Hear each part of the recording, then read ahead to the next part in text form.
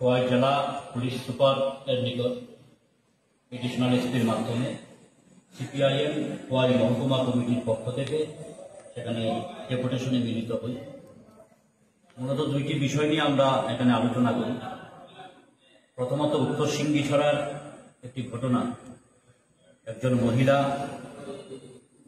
সেখানে লিখিতভাবে অভিযোগ করেছেন দুজন ব্যক্তি সম্পর্কে উত্তর সিংগিছড়া এলাকার যারা শাসক দলের সঙ্গে যুক্ত। এই মহিলাকে ভয় দেখিয়ে পরপর বিভিন্ন সময় দর্শন করা হয়েছে।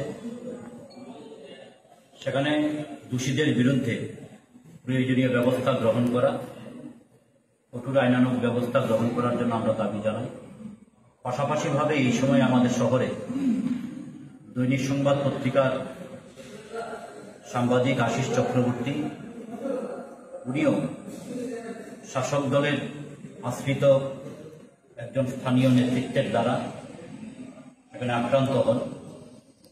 এই বিষয়েও যেন প্রয়োজনীয় ব্যবস্থা গ্রহণ করা হয়, সেই জন্য আমরা সেখানে দাবি